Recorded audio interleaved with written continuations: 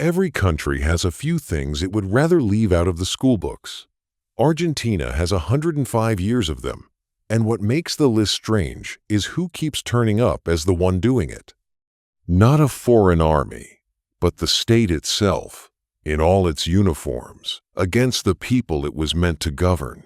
And it did not always take a dictatorship. Some of these are still in front of judges. These are 10 crimes committed by Argentina. Hit like if you want to see what takes number 1, and subscribe for more. Now let's count down. Number 10. The Nazi rat lines. In a suburb of Buenos Aires, a man named Ricardo Clement went to work at a car plant and came home to his family. The neighbors thought he was quiet. His real name was Adolf Eichmann, and he had organized the transport of millions of people to their deaths. He arrived in 1950. Mengele got there a year earlier, traveling as Helmut Gregor. This is the only entry where the Argentine state does not harm a single person. Everything else here is something the state did to people. This is something it did for them. The operation ran out of the Casa Rosada, the presidential palace itself. Rodolfo Freud, head of Perón's Information Bureau, coordinated it from the inside. A former SS captain named Carlos Foldner worked the European end, arranging papers and passage for men who could not use their own names. The count depends on who is counting. An official Argentine commission put the number of war criminals at 180. The journalist Uki Gonyi, who spent years in the archives, identified closer to 300. You will see 5,000 thrown around. That is an estimate at the top of the range, not a count of anything. In April of 2025, the government released about 1,850 files, with a great deal of noise about transparency. Most of it was declassified back in 1992. What changed is that somebody finally put it on the internet. It took until the year 2000 for a president to say sorry. Fernando de la Rúa did it in Washington. What gets me is the effort. A state built a secret apparatus, staffed it, funded it, ran it across 3 continents, and pointed the whole thing at rescue. Number 9. The Patagonia Rebelde executions. Picture men digging in Santa Cruz in midwinter, in wind coming straight off the ice fields, told to keep going until the hole is deep enough. Then they are told to stand at the edge of it. Here is what those men had asked for: a minimum wage, food that could be eaten, candles, so there was light in the bunkhouse at night, and first aid instructions written in Spanish instead of English, because the estancias belonged to foreigners, and men were bleeding out over instructions they could not read. That was the strike. Those were the demands. The president was Hipólito Yrigoyen, elected in 1916 in the first Argentine election ever held under a secret, universal ballot, the most democratic moment in the country's history to that point. And this is what his government sent to Santa Cruz. Remember that. We come back to it twice. He sent Lieutenant Colonel Hector Benigno Varela and the 10th Cavalry Regiment. Strikers came in on a promise of fair treatment, and then they were shot after they surrendered. At the Estancia La Anita, at the Estancia San Jose, in batches. Near Gobernador Gregores, there is a place now called the Cañadón de los Muertos, the Canyon of the Dead, where about 200 bodies went into the ground. The total is contested, and it should be. Several hundred are documented. Osvaldo Bayer, who spent years reconstructing it, put the figure at around 1,500. And Byers is the number everyone quotes. Nobody counted at the time, because nobody was ever meant to. The legend says Varela came home a hero. He did not. The war minister gave him a dressing down for the mess he had made. In January of 1923, a German anarchist named Kurt Wilkins threw a bomb at him on a Buenos Aires street and then shot him. Wilkins had argued against violence his whole life, and decided this was the one exception: candles. They went out on strike for candles, and the most democratically elected government the country had ever had shot them for it. Number 8. Torturing its own conscripts. You know about the Falklands. Argentina invaded, Britain came back, 10 weeks and it was over. Here is what you almost certainly do not know. For a lot of the Argentine boys on those islands, the British were not the worst thing out there. They were conscripts. Teenagers dropped onto a treeless island in the South Atlantic in winter, with supply lines that failed and nothing to eat. And when they took food, because they were starving, their own officers punished them for it.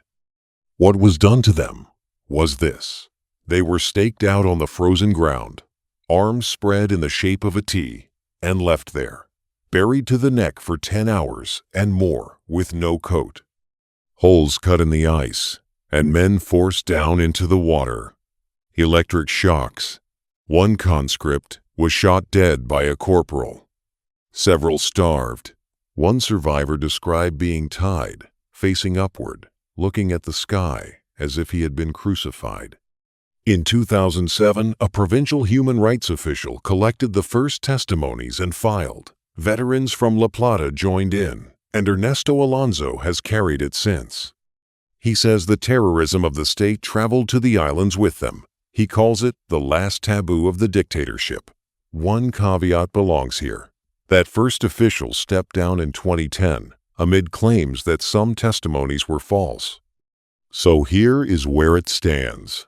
More than 200 testimonies, more than 130 men accused, and not one conviction. There has never even been an oral trial. The Supreme Court has been sitting on 11 appeals since October of 2021 without ruling on any of them. 44 years on, there is still no verdict. The state has outlasted them, and it will keep outlasting them, because those boys are old men now, and a court has all the time in the world. Number 7. The Naipalpi Massacre. 2 years. That is all it took. 2 years after Santa Cruz, a different president from the same party sent men to do it again. Marcelo T. de Alvear had been elected in 1922. And before you decide this was a rogue governor in the provinces, understand what Chaco was. Not a province. A national territory, run from Buenos Aires. Nobody who lived there could vote for anything. The governor, Fernando Centeno, was appointed by Alvear. This administration answered directly to the man the country had just elected. Cotton growers wanted labor that could not leave. The Quam and Macoit had started going to the sugar mills in Salta and Jujuy, where the pay was better, so a decree barred them from leaving the reservation. Add a 15% tax on the cotton they picked. They stopped working. On the 19th of July, 1924, between 100 and 130 police, gendarmes, and armed settlers came to the reservation. First, a plane flew over. It dropped candy and food. People came out into the open to gather it up, which was the entire point of dropping it. Then, the shooting started. The court found that 400 to 500 Quam and Moqua died. Survivors were hunted through the forest for weeks. That August, a former director of the reservation wrote to Congress warning the police were still out there, making sure nobody was left who could describe it. The verdict came on the 19th of May, 2022. Judge Zunilda Nirenberger, Federal Court No. 1 in Resistencia. A crime against humanity, inside what the court called a framework of indigenous genocide. Read out in Spanish, Quam and Mocoit at once, 98 years late, with not one living defendant to hear it. Rosa Grillo was 114 and too frail for the courtroom, so they had filmed her 4 years earlier at her home in Machagay, a Cum historian named Juan Chico translating. On day 1 they played the tape. A photograph of her hands was the backdrop of the screen it played on, above the judge's bench, for every witness after her. Her account is what proved the plane was real. She died the following April. Chico did not live to see the verdict. He said the extermination of the indigenous peoples was a matter of state that ran through the governments of the day and the parties alike. Naipalpi, under the radicals. Rincon Bomba, under Perón. It cuts across party, he said, so every party has to answer for it. A verdict with nobody left in the dock is not justice. But the last survivor described that plane, and a court wrote it down as fact. I am not willing to call it nothing. Enjoying this? Subscribe. New history every week. Number 6. Operation Condor. Every other crime on this list stops at the border. This one is about the border. In November of 1975, intelligence chiefs from 6 South American dictatorships met in Santiago, Argentina, Chile, Uruguay, Paraguay, Bolivia, Brazil. They agreed to share. If your enemies run to my country, I find them and hand them back. If mine run to yours, you do the same. Argentina's job was the hub because Argentina was where everybody had run to. Buenos Aires was full of exiles from 5 countries who had gone there to be safe. The state hunted them on its own soil and shipped them home to die, or did the job here as a favor. The center of it was Automotores Orletti, a car repair garage in the west of Buenos Aires run by state intelligence. About 300 people went through it. Some of the bodies were put into oil drums and sealed with concrete. There was a woman named Maria Claudia Garcia Iruretagoyena de Gelman. She was taken in Buenos Aires, 19 years old and pregnant. She was held in Orletti, put on an Argentine Air Force plane, flown to Uruguay, kept alive until she gave birth, and then she was gone. Her daughter was handed to a policeman's family. Her name is Macarena, and she was a grown woman before she learned whose child she was. Hold that, because you will see it again at number 2, without anyone crossing a border. It surfaced in December of 1992, when a Paraguayan lawyer named Martín Almada found the files in a police station outside Asunción, sorted, cross-referenced, kept. The verdict came on the 27th of May, 2016, 15 of 17, convicted. Biñón got 20 years. Santiago Riveros and the Uruguayan Manuel Cordero got 25 each, and Cordero was the first Uruguayan officer ever tried in Argentina. It was the first ruling anywhere to establish in law that Condor was a criminal conspiracy. 6 governments that agreed on almost nothing found one single thing worth cooperating on. Number 5. The Rincon Bomba Massacre. 25 years after Santa Cruz. Different party this time, and this one happened under the most famous man in Argentine history. Juan Perón was elected in February of 1946. This was his first term. Formosa, like Chaco, was a national territory. Nobody who lived there could vote either. It started with a wage. The El Tabacal sugar mill in Salta promised the Pilaga workers 6 pesos. It paid 2 pesos, 50. Then it dismissed all of them at once. So hundreds of Pilaga walked home across the north of the country, hundreds of kilometers on foot, gathered near Las Lomitas around a spiritual leader named Conquest, and waited. The National Gendarmerie ringed the camp. On the 10th of October, 1947, the Gendarmerie opened fire. And then an Air Force plane came in, low over open country, and machine-gunned families as they ran. The pursuit went on more than 2 weeks across about 1,000 square kilometers. Survivors were put into what the state called reductions and worked in conditions close to slavery. The death toll splits in 2, and I will give you both halves. Hundreds is the floor, and the floor is solid. A forensic team found the remains of at least 27 people at a place called La Felicidad, and the documentary record supports hundreds. By the community's own accounting, carried down through the people who lived through it, the number is closer to 1,000. The papers ran it as an Indian uprising. Perón said nothing, nobody was charged, nobody was punished, and it stayed buried for 58 years. So there it is, all 3. 1922, Santa Cruz, under Irigoyen. 1924, Napalpí, under Alvear. 1947, Rincon Bomba, under Perón. A quarter of a century, 2 parties, 3 presidents the country elected, and the same result every time. Whatever happened later, this was already how it worked. The case is at the Supreme Court right now. In 2025, the government's own legal office recommended the court grant the state's appeal, questioning the crime against humanity finding while conceding the massacre itself is proven as historical truth. The Pelaga called that a rollback. There is still no ruling. They walked home to get paid. They were shot from the air for it. Number 4. The bombing of Plaza de Mayo. 12:40 in the afternoon on a Thursday, and the main square of the capital is full of office workers on their lunch break and a crowd gathered for a rally. 8 years earlier, the gendarmerie had fired on the Pelaga in Perón's name, and he had said nothing at all about it. Now the same armed forces were coming for him.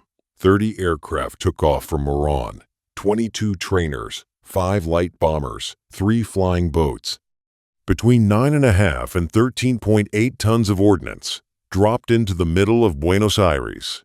It is still the largest aerial attack ever carried out on the Argentine mainland, and Argentina carried it out.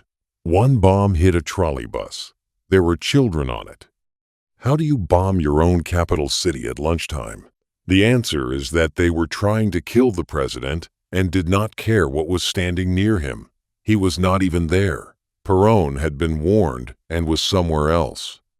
Now the numbers, and this one is contested, so here is all of it. The police report of that June counted 136 dead, 5 of them police. In 2010, the state went back through the records and identified 308, including 6 children, and that is the figure it uses today. Peronist accounts at the time said around 400. There are unverified claims that run to 1,000 and beyond. The wounded ran between 800 and 1,200, and probably higher. One of the pilots that day was a man named Maximo Rivero Kelly. He was not punished, he was promoted. 30 years later, under the democratic government of Raúl Alfonsín, Rivero Kelly became the second in command of the Argentine Navy. He said the target had been the palace, that one aircraft missed, and that about 20 civilians died. That is false by every count that exists, including the police's own. In 2005, he called the bombing a necessary act and said he regretted nothing. He got a promotion, and then he got a bigger one.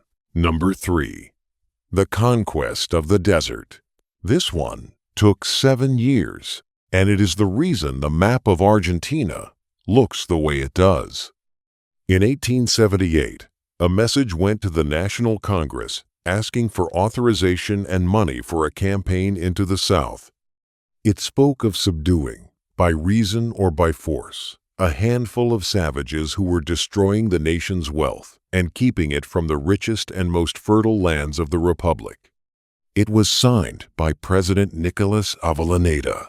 The plan inside belonged to his war minister, Julio Argentino Roca.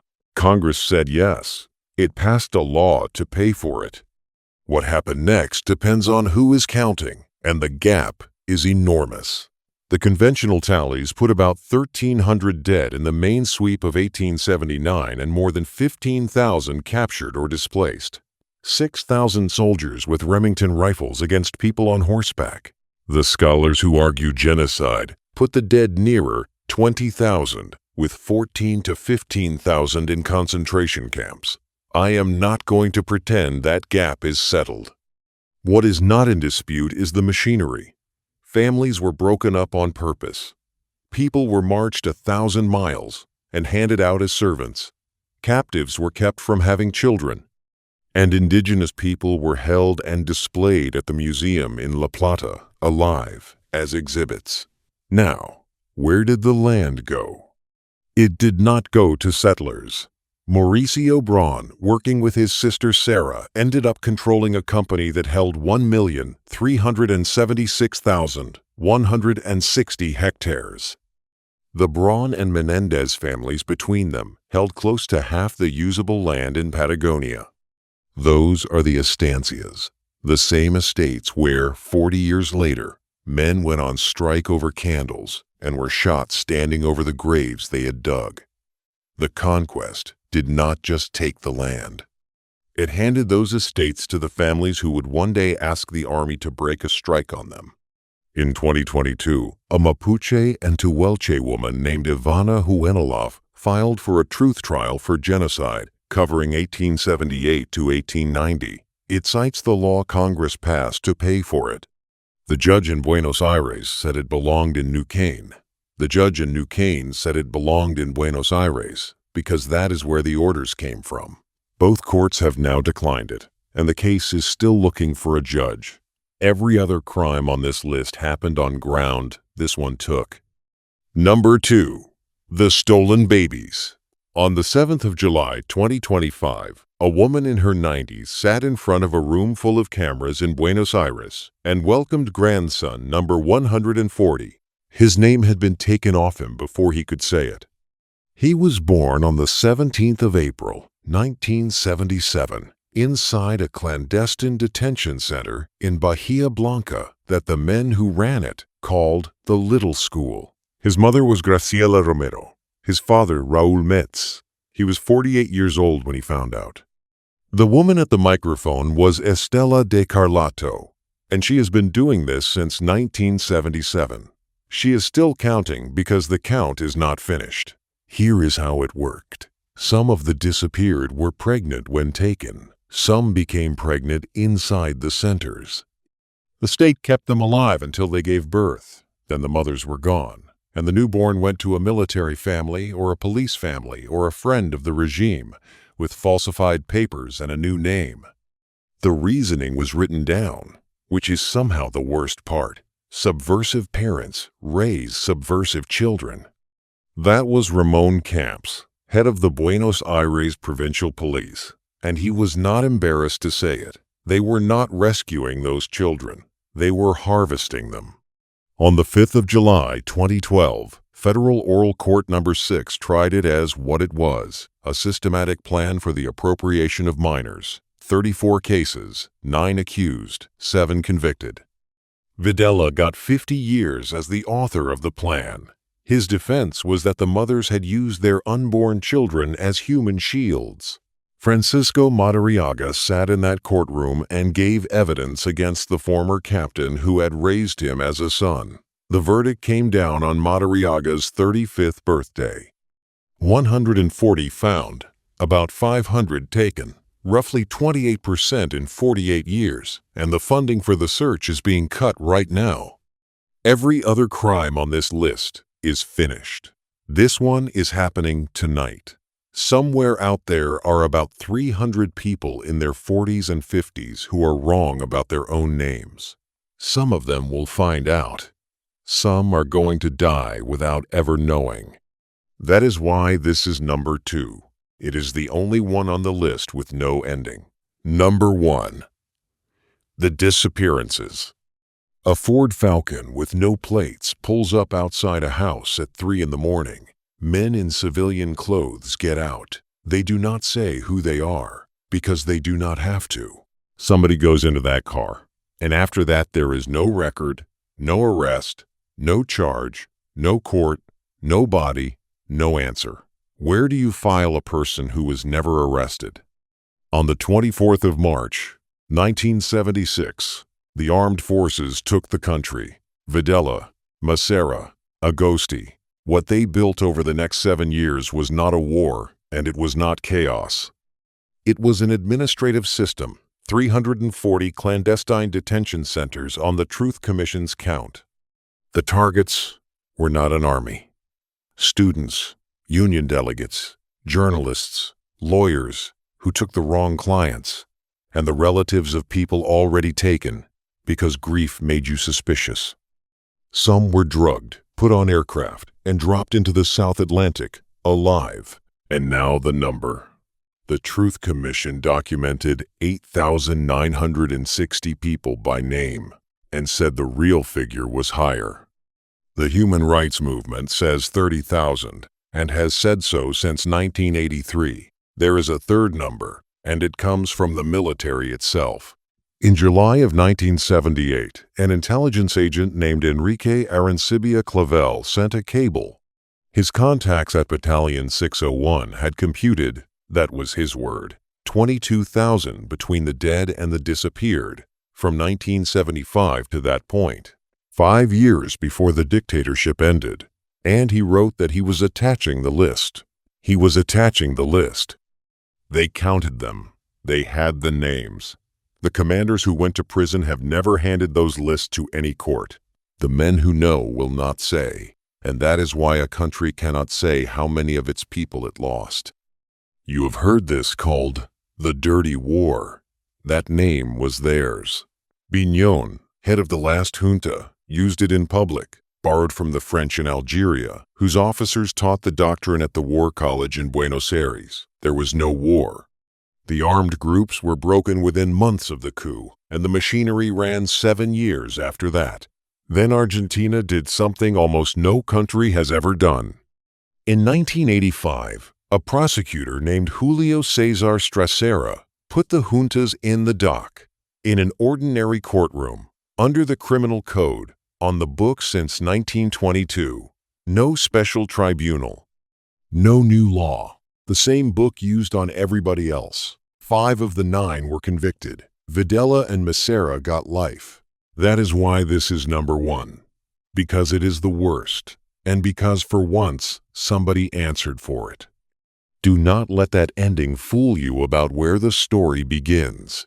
Number 9 happened under Yrigoyen, number 7 under Alvear, and number 5 under Perón, and all 3 of those men were elected. The machine did not arrive in 1976. It was already there, and 1976 just took the brakes off. They kept a list. That is the thing I cannot get out of my head. Somebody sat at a desk and typed the names one after another and put it in a folder. 10 crimes, 105 years from the first to the last, and the courts are still working. Rincon Bamba sits at the Supreme Court. The Falklands veterans are still waiting for a trial that has not started. And tonight, in Buenos Aires, a woman in her 90s is still looking for grandchild number 141. Like and subscribe, and hit the bell for the next one. Comment which one you had never heard of and where you are watching from. Thanks for watching. See you in the next one.